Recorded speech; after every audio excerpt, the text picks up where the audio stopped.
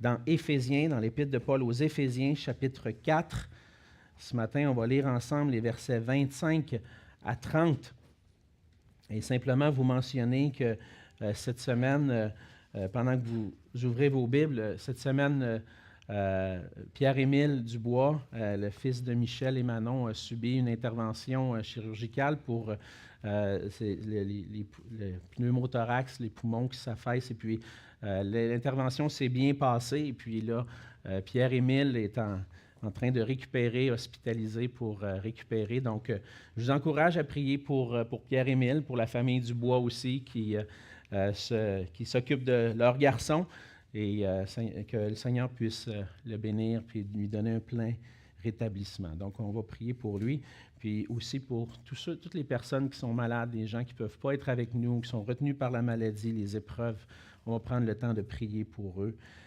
Mais juste avant, on va lire le passage de ce matin dans Éphésiens chapitre 4, et à partir du verset 25.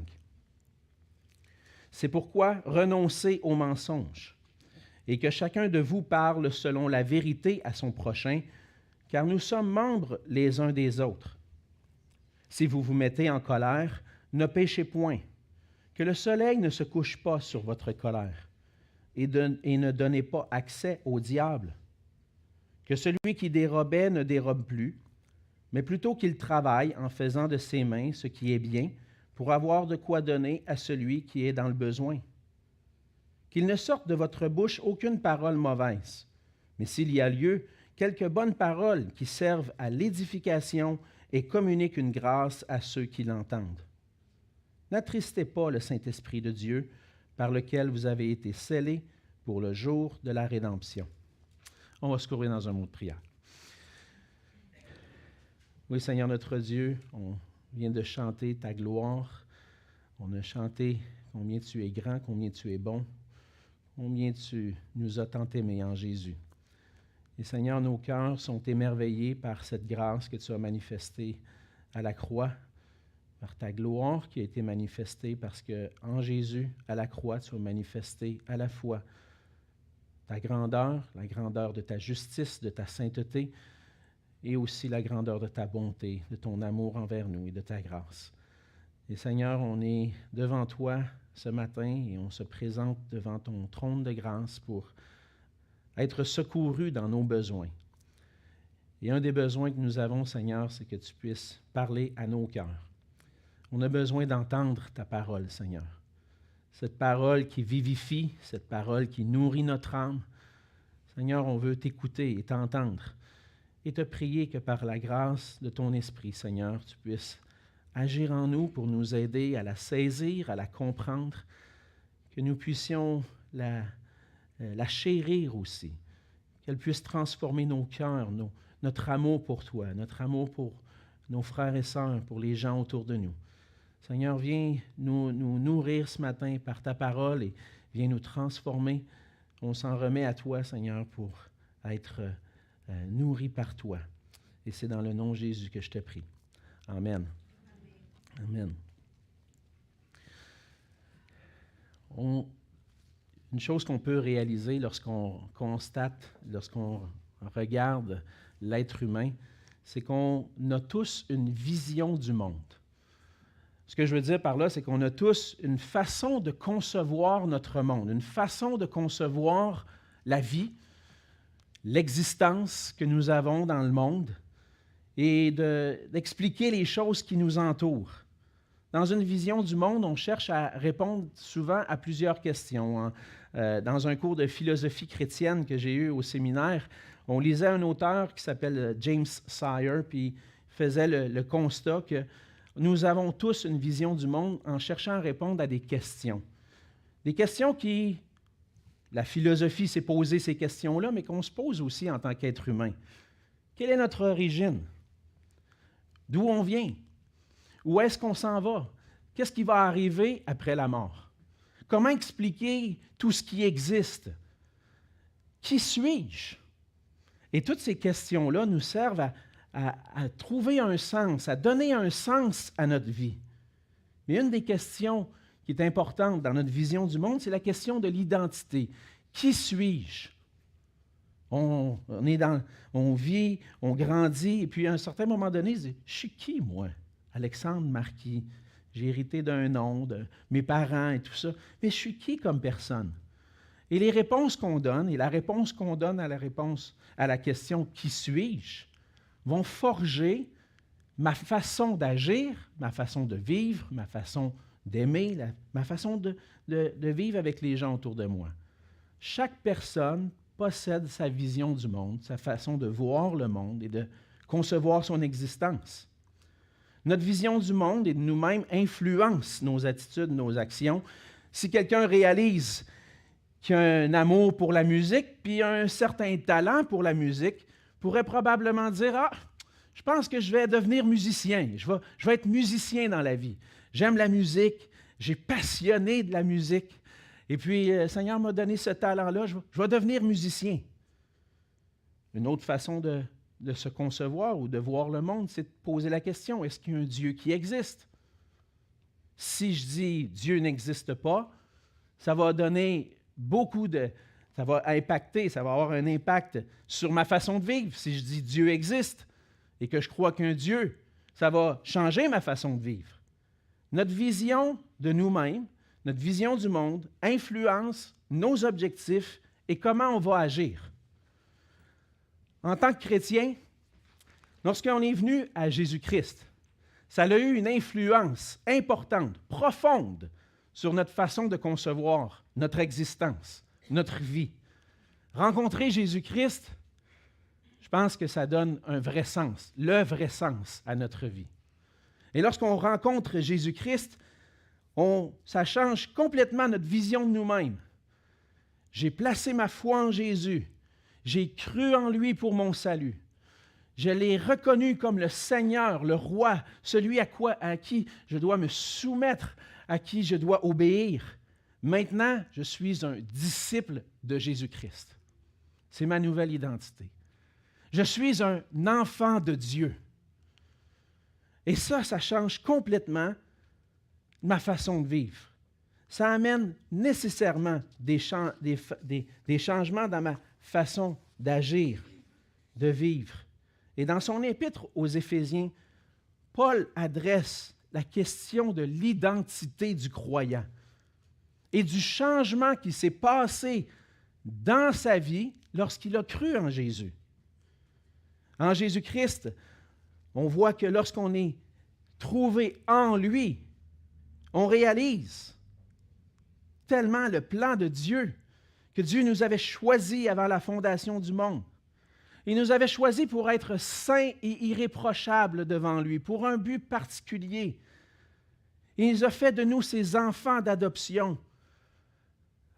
En Jésus-Christ, on est maintenant le peuple de Dieu. On forme ensemble un peuple uni pour célébrer sa gloire. Ça donne tout un sens à notre vie et à ce qu'on fait comme Église. La semaine dernière, on a vu qu'en Jésus-Christ, lorsque nous avons appris Christ, nous nous sommes dépouillés du vieil homme pour revêtir l'homme nouveau, Christ. Et cette réalité profonde qui est liée à mon identité, à qui je suis, ça a changé toutes sortes de choses. Je suis un nouvel homme. J'ai revêtu Christ. Ça engendre aussi des changements profonds que Paul aborde dans le passage. Et ce matin, on va voir ensemble que puisque nous nous sommes dépouillés du vieil homme et que nous avons revêtu l'homme nouveau, nous devons le manifester par un changement complet dans nos attitudes et nos comportements. Dans le passage, Paul va mentionner 5 éléments. 5 éléments qui vont transformer notre vie. On pourrait en nommer plus parce que si on va plus loin, on va voir que ça transforme tout. Même nos relations dans le couple, dans la famille, nos relations au travail. Mais ce matin, dans le passage qu'on a lu, Paul en mentionne 5. Puis on va avoir le temps juste d'en voir 3. Alors on va continuer la semaine prochaine pour les 2 autres. Premièrement, ce qu'on voit, c'est que de revêtir le nouvel homme, l'homme nouveau, nous amène à renoncer au mensonge pour parler selon la vérité. Paul va commencer au verset 25 en disant « C'est pourquoi ». C'est pourquoi, c'est, dans un sens, Paul qui introduit, voici la raison, voici le but dans lequel ce qui vient d'être dit, il trouve ses raisons, dans un sens, comme Paul, on a lu la semaine dernière, les versets 17 à 24, Paul fait le point, vous devez plus vivre comme les païens, mais maintenant, vous avez appris Christ. Et cette réalité-là fait en sorte que maintenant, c'est pourquoi renoncez au mensonge et que chacun de vous parle selon la vérité à son prochain. Paul, dans Éphésiens, adresse l'attitude du cœur, l'attitude d'un cœur qui a revêtu l'homme nouveau. Mais lorsqu'il dit renoncer au mensonge, il veut adresser l'attitude du cœur qui cherche son intérêt personnel. En réalité, lorsqu'on ment, lorsqu'on a le mensonge sur notre langue, où on désire mentir à quelqu'un, c'est parce qu'en réalité, on cherche un intérêt. On recherche notre bien, puis on met de côté, ce qui est important dans Éphésiens qu'on a vu jusqu'à maintenant, les relations, l'unité.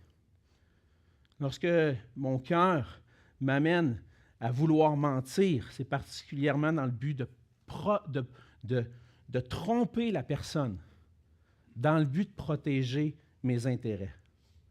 Le mensonge, la tromperie, divise, parce qu'il brise le lien d'amour et de confiance qu'il y a entre deux personnes, qui existe entre les personnes. On met nos intérêts avant ceux des autres et ceux aussi avant ceux de la communauté. Et tout ça par manque d'humilité, par manque d'amour. On cherche souvent notre propre intérêt et c'est ce qui a amené, entre autres, le Seigneur à montrer dans sa parole que Dieu ne tolère pas le mensonge au sein de son Église et c'est pour ça que Paul apporte cette exhortation-là. Tu es un homme nouveau, renonce au mensonge. Dieu ne tolère pas le mensonge dans son Église. On a l'exemple de Ananias et Saphira dans Acte 5. Un exemple un peu dur à lire. Lorsqu'Ananias et Saphira ont vendu un champ, au début de l'histoire de l'Église à Jérusalem, on vendait nos propriétés, on vendait nos biens, puis on amenait le tout aux apôtres pour partager à tous. Ananias et Saphira ont vendu leur champ 150 000, puis ils ont amené 50 000. Il n'y a pas de chiffres qui sont donnés dans la parole, vous le savez, hein? Mais c'est juste pour vous donner un exemple. Et puis on dit, « Hey, on a vendu notre champ, 50 000 piastres. Hey, venez là, voilà l'argent. » Mais le Seigneur, lui, il savait que ce n'était pas ce prix-là. Hein? Et puis, lorsque Pierre a confronté Ananias et Saphira avec leurs mensonges, ils ont tout, dans un sens, il a dit, « Tu as menti au Saint-Esprit, tu as menti à Dieu. » Et les deux sont morts à cause du mensonge. Ils ont voulu tromper en cherchant leur intérêt personnel plutôt que le bien de la communauté. Et en tant qu'homme nouveau, en tant que personnes qui ont revêtu Christ, on est maintenant appelé à renoncer. Renoncer veut dire littéralement dire non. Ça va arriver que tu vas être tenté de mentir.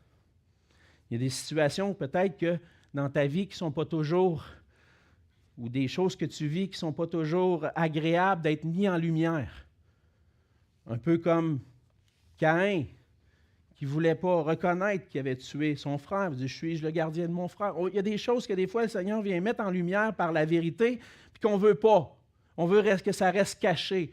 Puis ça va nous arriver en tant qu'hommes dans la chair, hommes et femmes dans la chair, qui des fois vont faire le mal. Des fois, le Seigneur va vouloir venir mettre en lumière des choses qu'on ne veut pas que le Seigneur mette en lumière. Et notre tentation, ça va être, non, c'est pas vrai ça. Non, c'est pas vrai. C'est pas de même que je me suis senti. Ah, mais tu t'es mis en colère l'autre fois. Non, je n'étais pas en colère. De toutes sortes de façons, puis on peut imaginer toutes sortes de façons, je ne suis pas obligé de les énumérer, mais de toutes sortes de façons, on va être tenté de dire le contraire de la vérité pour protéger nos intérêts, pour protéger notre réputation. Et ça veut dire que ce que Paul enseigne, c'est qu'on ne devrait pas ouvrir la porte au mensonge parce que ça brise les relations, ça brise l'unité. Et plutôt que de rechercher et protéger nos intérêts personnels par le mensonge, le nouvel homme, lui, doit revêtir la vérité. Parce que la vérité vient d'un cœur qui cherche à préserver l'unité. Dans le passage au verset 25, lorsque Paul dit que chacun de vous parle selon la vérité à son prochain, peut-être que dans vos Bibles, si vous avez une Bible à noter, vous avez une référence qui fait une note qui fait référence à un texte dans les prophètes, dans Zacharie 6, dans Zacharie 8, verset 16. On lit ceci. Voici ce que vous devez faire. Que chacun dise la vérité à son prochain. Jugez dans vos portes selon la vérité et en vue de la paix. Dans le passage de Zacharie, le Seigneur parle du rétablissement et la bénédiction que le peuple va vivre dans sa restauration de l'exil. Si vous connaissez, lorsqu'on connaît bien, dans le fond, l'histoire de l'Ancien Testament, on connaît l'histoire du peuple d'Israël qui a été amené en exil, entre autres à Babylone, et puis que Dieu a restauré son peuple et le peuple est revenu dans son pays, à Jérusalem. Et ce qui se passait avant l'exil, c'était pas beau. Il y avait beaucoup de mensonges, beaucoup d'injustices. Et là, lorsque le peuple, Dieu restaure son peuple et rebâtit Jérusalem et puis donne un renouveau à son peuple, donne l'occasion de repartir à zéro. Il leur dit, parle selon la vérité à ton prochain. Ça voulait dire, fais pas de faux témoignages. C'est la justice qui va régner. Ce n'est pas l'injustice, mais la justice qui va régner ici, en Israël. Il y avait un avant et un après. Avant l'exil, ça ne marchait pas du tout. L'injustice, le mensonge. Après l'exil, la vérité. C'est ce que Dieu voulait. On sait que ça n'a pas été parfait même après l'exil. Mais nous, on a connu Christ, qui est venu pour nous restaurer.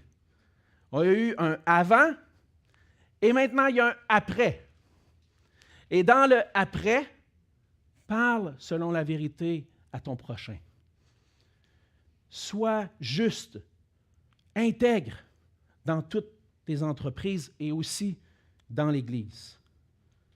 Et pour ça, on voit la raison pourquoi Paul dit de parler selon la vérité. Car nous sommes membres les uns des autres. Vous voyez le lien avec l'unité? Tellement important. Si je ne peux pas faire confiance à mon frère lorsque je lui parle, ça va diviser, ça ne va pas unir.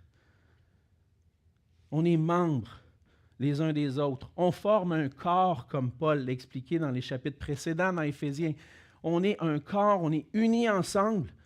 Un corps ne peut pas être divisé sans que ça fasse mal. Il y en a qui ont été blessés des fois dans des accidents de travail. Ils ont perdu un membre, des doigts ou une main. Lorsque le corps est divisé, ça fait mal. On ne veut pas que notre corps soit divisé, mais le corps de Christ ne doit pas être divisé. Et pour rester unis, on a besoin de rester dans la vérité. L'unité est au cœur de tout ce qu'on va dire et de notre témoignage. Ça veut dire d'éviter de provoquer des injustices, soutenir la justice au sein du corps. Et ça va se vivre quand? Bien souvent, dans des situations de conflit. J'en ai vu dans ma vie des situations de conflit dans l'Église. Ah oui, on est tous unis ensemble, on célèbre le Seigneur Jésus, mais quand c'est le temps de servir puis de se frotter, ça ne va pas toujours bien. Et puis des fois, malheureusement, on se fait du mal les uns aux autres. Et puis j'ai vu des situations dégénérées au point qu'il y avait du mensonge dans la situation. « Ah, c'est pas vrai, j'ai jamais dit ça. » Oui, oui, je t'ai entendu. Puis là, on ajoute mensonge sur mensonge, puis on essaie de protéger nos intérêts. On ne cherche pas l'unité. Le mensonge peut être facile dans des situations où on est en conflit, puis on cherche à protéger nos intérêts. C'est pour ça que Paul donne cette exhortation-là. Parce que revêtir Christ, c'est parler selon la vérité par amour pour mon prochain. Sinon, on a appris Christ, on parle, on renonce au mensonge et on renonce et on parle selon la vérité. Certains, des fois, vont dire « Ah, moi, je n'ai pas de problème à parler selon la vérité. Moi, je dis tout ce que je pense, il n'y a aucun problème. Si tu veux avoir la vérité, demande-moi-le, moi, moi, t'à dire. Pas de problème, moi, à dire la vérité. Moi, je dis la vérité. » Même en disant la vérité, des fois, ça peut faire du mal. Hein? Puis les proverbes, puis les Écritures sont assez évidents sur ce sujet-là. Toute vérité n'est pas toujours bonne à dire. Hein? Quand il y a de l'injustice, on a le droit de dire « voici ce qui est vrai, voici ce qui s'est passé, voici comment on devrait fonctionner. » Mais ce que tu as pensé sur un frère ou une sœur dans ce qui s'est passé, bien souvent, ça ne vient peut-être pas du Saint-Esprit. Et ce n'est pas toujours bon de dire tout ce que tu penses. Dire la vérité, on veut que ça soit constructif. On veut que ça l'aide à faire grandir, à édifier l'Église. Puis on va le voir plus loin dans les versets la semaine prochaine. On veut que ce qui sort de notre bouche serve à l'édification. Et lorsqu'on dit les choses vraies, c'est parce qu'on veut construire. Puis des fois, ça va arriver que tu vas dire quelque chose qui est vrai, puis ça ne fait pas l'affaire de ton frère ou de ta sœur, mais ça a besoin d'être dit dans l'amour, dans le but de construire. Et c'est ce que Paul nous exhorte ici. Le Seigneur nous exhorte. On veut la vérité qui est remplie d'un cœur pur, remplie d'amour pour mon prochain, dans le but de construire des relations de confiance solides. C'est ce qu'on voit, la première chose pratique. Voici comment l'homme nouveau va vivre maintenant. Il va renoncer au mensonge et parler selon la vérité. Dans le verset 26, on voit que ça s'applique aussi à la colère. Paul dit, si vous vous mettez en colère, ne péchez point, que le soleil ne se couche pas sur votre colère et ne donnez pas accès au diable. De nos jours, il y a certains chrétiens qui croient que toute forme de colère est mauvaise. Mais lorsqu'on prend le temps de considérer ce que Paul dit ici, c'est possible de se mettre en colère sans péché. C'est possible d'exprimer ce qu'on appelle une sainte colère, ou une colère qui est juste. C'est une colère qui ressemble à celle que Dieu exprime. Dieu ne pêche pas lorsqu'il se met en colère, puis on voit que Dieu se met en colère dans les Écritures. Et il ne pêche pas. Jésus s'est mis en colère lorsqu'il est entré dans le temple. Il était en colère, mais il n'a pas péché. Il a chassé les vendeurs du temple, mais il n'a pas péché. Il a voulu rétablir ce qui était juste. C'est possible de se mettre en colère d'une manière qui est juste. Un enfant qui désobéit constamment aux règles dans la maison, c'est normal qu'à un moment donné, papa dise « C'est assez, là! » Puis qu'ils disent « Arrête-moi ça tout de suite, je ne veux pas de ça dans ma maison, c'est comme ça que ça fonctionne. » C'est pas mal de mettre son pied à terre et de dire « Là, ça ne marche pas. » Un autre exemple, si un mari trompe son épouse, c'est normal qu'elle exprime de la colère dans son cœur. Pourquoi? Parce qu'il a péché. Ou un jeune qui fait des mauvais choix. La colère dans l'Église peut être juste, peut être sainte. Mais Paul met en garde les chrétiens du danger de pécher lorsqu'on se met en colère. C'est pour ça qu'il dit, si vous vous mettez en colère, ne péchez point. Puis si on traduisait littéralement l'original, on pourrait traduire, mettez-vous en colère, mais ne péchez point. Intéressant, hein? Mettez-vous en colère contre le péché. Quand il y a de quoi qui ne marche pas et que c'est contre la parole de Dieu, mettez-vous en colère. Il y a raison de se mettre en colère. Mais attention, ne pêche pas. Et des fois, on pense que se mettre en colère, ça veut dire pécher tout de suite. Pas vrai. J'ai le droit d'être irrité dans mon cœur pour dire non, ça, ce n'est pas selon la parole de Dieu, puis ça ne marche pas comme ça.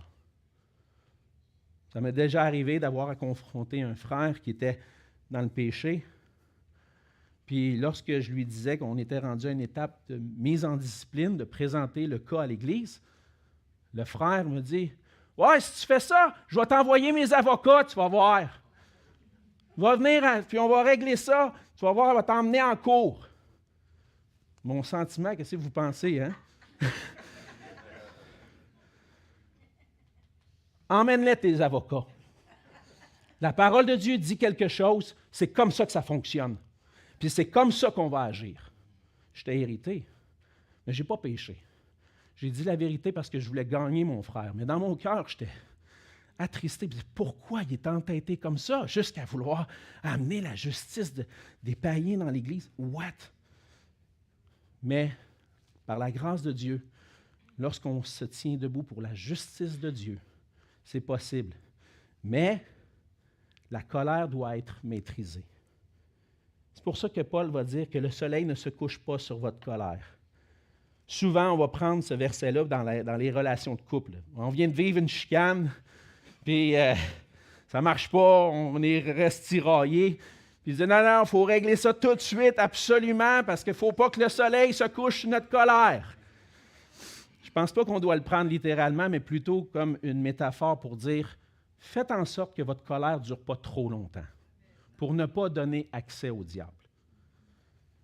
Et puis, si ça arrive des fois qu'on n'arrive pas à résoudre un conflit, vous le savez, comme moi, dans les couples, on ne règle jamais toujours les conflits en un instant. Des fois, ça peut prendre du temps. Mais ou ça peut être avec d'autres relations aussi, dans l'Église, lorsque je me couche, je veux adresser mon cœur devant le Seigneur. Je veux que ma colère soit gérée. Et on a besoin de porter attention à nos émotions, à nos attitudes, à nos paroles, à nos actions. Parce que la colère n'est pas mal, mais elle peut nous conduire à pécher.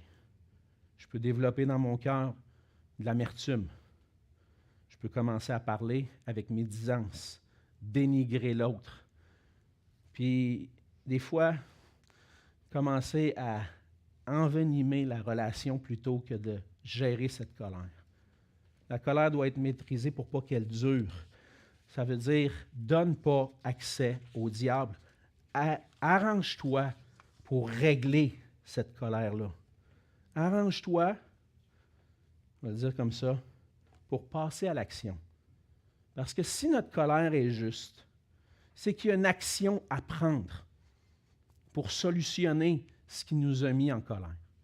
Si notre colère est selon Dieu, c'est parce qu'il y a quelque chose à régler qui n'est pas conforme à Dieu. Puis oui, ça va arriver, mon enfant désobéit, ou après multiples désobéissances, maintenant, je dis là, il y a quelque chose qui ne marche pas. Puis ça commence à m'irriter, ça. Mais je dois faire quelque chose pour ça. Je dois agir. Je dois adresser la question avec mon enfant, discuter avec lui, puis dire, là, c'est assez. C'est la même chose dans l'Église. On a une action à prendre. Si un frère pêche contre moi, je dois faire quelque chose pour adresser. Je dois aller le reprendre.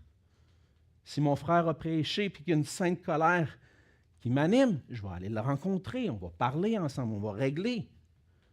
Mais on doit prendre le temps d'examiner nos cœurs pour être certain que lorsque quelque chose nous irrite ou nous met en colère, est-ce que je suis en train de pécher? Est-ce que je suis en train de dépasser la limite que le Seigneur me permet? Est-ce que ma colère est justifiée?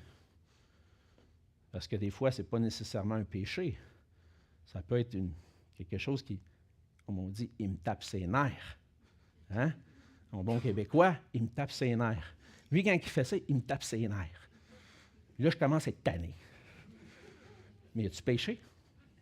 C'est ça la question. C'est toi qui... Peut-être que le problème est dans ton camp. Fait qu'avant d'adresser quelque chose, assure-toi que le problème n'est pas dans ton camp. Enlève la poutre dans ton œil avant d'enlever la paille dans l'œil de ton prochain. D'autres questions. Est-ce que je laisse cette colère-là pourrir mon cœur, mes pensées, mes paroles, mes attitudes envers un frère ou une sœur? Est-ce que je suis en train de veiller dans la prière pour ne pas donner accès au diable dans ma colère? Par Jésus-Christ, c'est possible d'exprimer une colère qui est juste. C'est possible, par l'Esprit de Dieu, de maîtriser notre colère. Le Saint-Esprit nous aide à voir les moments où je dépasse les limites. La parole m'enseigne, me convainc, me corrige, m'instruit quand je vis de la colère pour être certain, est-ce que c'est conforme à ce que Dieu veut? En d'autres mots, lorsque je vois dans mon cœur la colère, je prends le temps de l'apporter au Seigneur dans la prière et d'adresser cette question-là avec le Seigneur. Puis quand c'est nécessaire, je passe à l'action. Je ne laisse pas faire les injustices. Je veux que la justice règne, mais je l'adresse de la bonne façon. C'est ce que le Seigneur nous appelle à faire. Hey, c'est du travail, hein? C'est du travail sur notre propre cœur. C'est du travail pour préserver ce qui est juste, ce qui nous unit dans l'Église. Et c'est l'homme nouveau, Christ qui vit en nous, qui nous aide à maîtriser notre colère, puis à passer à l'action avec son aide pour adresser le mal, l'injustice qui peut provoquer notre colère. Le Seigneur, des fois, nous donne des situations où on voit vraiment dans notre cœur, puis il met en lumière, non, je suis en train de pécher. Il faut être capable de l'admettre, capable de dire non, ma colère n'est pas sainte, j'ai besoin de l'adresser. L'homme nouveau se met en colère de la bonne façon. On voit que notre façon de penser, notre façon d'agir, notre façon de vivre est transformée complètement parce que Christ maintenant vit en nous. Ça a un impact sur les paroles qu'on va prononcer, sur la vérité qui doit régner, mais aussi sur la justice et sur notre façon de vivre les injustices réelles qu'on peut vivre. Et à travers ça, le Seigneur nous appelle à revêtir Christ. Et je vais aller à ma conclusion, puis on verra le troisième point la semaine prochaine, parce qu'on veut prendre le temps de célébrer le repas du Seigneur ensemble. Mais suivre Christ, ça a des implications pratiques. Si tu es un homme nouveau, ça va paraître dans ta façon d'agir. Ça doit se manifester. Et en Jésus, tu peux le faire. C'est possible de le faire. Parce que c'est le Seigneur Jésus qui façonne qui nous sommes, maintenant, qui nous transforme. Cet homme nouveau qui vit en nous, par son esprit, par l'Esprit de Christ qui vit en nous, on peut être réellement transformé. Et c'est à ça qu'on veut travailler ensemble. On veut vivre notre véritable identité en Jésus-Christ. On veut vivre ensemble l'Évangile. Et pour ça, on a besoin de laisser Christ vivre et régner en nous. On va se couvrir dans un mot de prière. Seigneur notre Dieu, merci pour ta parole ce matin qui nous enseigne, qui nous fortifie, qui nous rappelle à l'ordre même parfois. Et Seigneur, on voit dans ces 3 versets qu'on a lus ensemble, des aspects vraiment pratiques de comment on peut laisser se revêtir du vieil homme et te laisser vivre en nous, Seigneur. C'est en parlant selon la vérité. Et aussi, Seigneur, en maîtrisant notre colère.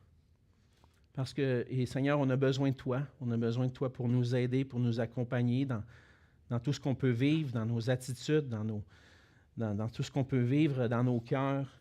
Et Seigneur, on a besoin de toi. On a besoin que tu nous accompagnes. Parce que c'est toi qu'on veut glorifier, Seigneur Jésus. C'est pour toi qu'on veut vivre. On veut que ta personne paraisse à travers nous. On veut que les gens autour de nous, que nos frères et sœurs dans le Seigneur puissent voir ta gloire à travers nous et qu'ensemble, unis en toi, Seigneur, on puisse être un flambeau qui brille pour toi dans notre communauté. Transforme nos pensées, nos cœurs, nos attitudes, afin qu'elles reflètent qui tu es, Seigneur Jésus. On veut te louer, te glorifier, te bénir pour tout ce que tu as fait pour nous, pour l'œuvre à la croix. Et on va prendre ensemble le repas du Seigneur. Ton repas, Seigneur, ce mémorial que tu nous as laissé. Que ce temps puisse être un temps béni ensemble, un temps qui nous permet de réfléchir sur toi, de te louer, de te glorifier pour tout ce que tu as fait et pour ta grâce pour nous. Et c'est en Jésus que je te prie. Amen.